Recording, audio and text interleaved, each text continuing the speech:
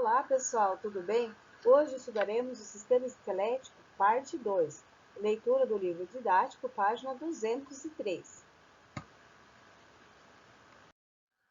Sem as articulações, o nosso esqueleto seria muito rígido e com pouca mobilidade. Um simples acenar de mão ou movimentar ali o joelho, como é a imagem, né? Por exemplo, seria uma tarefa praticamente impossível.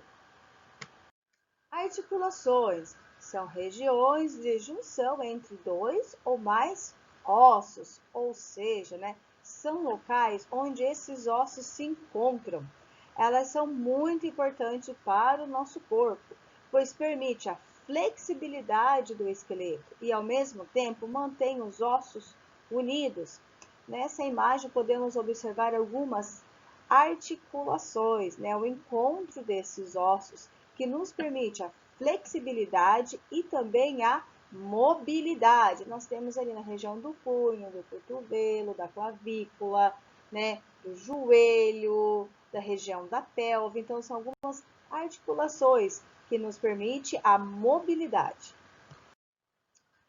Dependendo, então, do grau da mobilidade que apresentam, então, essas articulações, elas podem ser classificadas em imóveis, semimóveis e móveis, tá?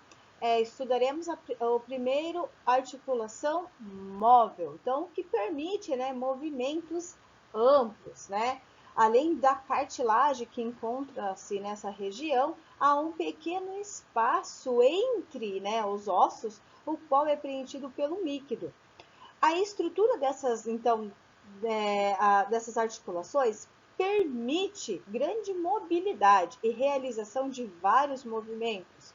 Exemplo, o fêmur e a pelve, os dedos, nessa imagem representada, né, pelo joelho, o cotovelo. Então, são exemplos de articulações móveis. Articulações semimóveis, né? Ou seja, né, permite movimentos reduzidos, tá? Os ossos encontram-se unidos entre si por meio de cartilagem. Então, nessa imagem nós temos duas vértebras e entre elas a cartilagem, né? Que nessa imagem está uma coloração azul, tá? Esse tecido facilita o deslocamento dos ossos e contribuindo, então, para a absorção dos impactos. As articulações semimóveis então, permite a realização de poucos movimentos, tá? Então,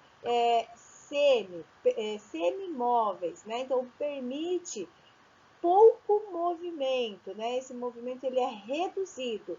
E entre esses ossos encontramos então a cartilagem que auxilia então ali no impacto, né? Diminuindo então esse impacto.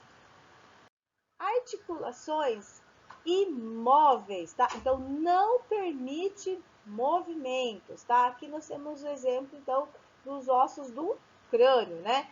Os ossos estão unidos de tal forma que a realização de movimentos praticamente não ocorre, né? Então, ao longo do nosso desenvolvimento, esses ossos vão ficando cada vez unidos, né?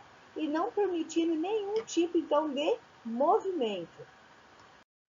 Em uma articulação móvel, né, ocorre um livre deslizamento entre a superfície de dois ossos, tá? Como está representado nas imagens. Nós temos dois ossos, nós temos a cartilagem, os ligamentos e também o líquido, tá?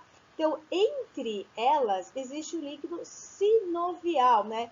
Qual é o aspecto desse líquido? Ele é transparente, viscoso e a sua função é de lubrificar as articulações, permitindo seu movimento, que esse movimento seja suave e indolor. Nessa imagem, então, nós temos, né, a representação, então, de um osso, que é a tíbia, a patela, que vai dar a estrutura, ali, então, da junção desses ossos ao nosso joelho, né? Então, nós temos ali dois ligamentos. que é o ligamento cruzado anterior e o ligamento cruzado posterior. Então, nas articulações móveis, né, apresentam ligamentos. Essas estruturas contribuem, então, para que os ossos se mantenham unidos, impedindo que os ossos saiam do lugar e mantenham essas articulações nas posições corretas. Aqui então uma imagem real daquela anterior que era apenas uma representação, tá bom? Então nós temos a união dos ossos e o ligamento cruzado anterior e o ligamento cruzado posterior, tá? Os ligamentos então conferem resistência e estabilidade às articulações. Qual é a diferença entre tendões e ligamentos? No noticiário, né, do dia a dia, principalmente no meio esportivo, nós escutamos com frequência, né, lesões. E essas lesões podem estar ligadas aos tendões ou aos ligamentos, né?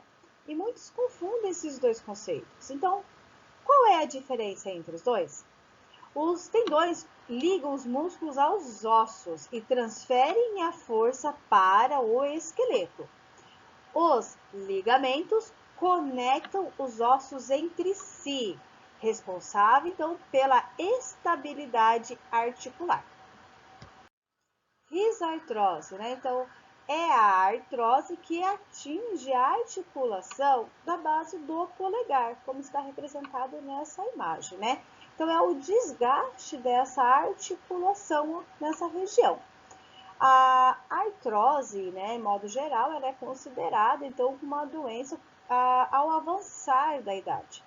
Mas já foi registrado em alguns casos, né, principalmente a risartrose, ela está acometendo alguns jovens, né, justamente pelo hábito, né, a mudança desse hábito de vida, né, a utilização excessiva do celular, da digitação, então está fazendo que essa doença, que até então era considerada, né, ao avançar da idade, já está aparecendo então em algumas pessoas um pouco mais novas. Bom, por hoje é só, pessoal. Até a próxima aula. Tchau!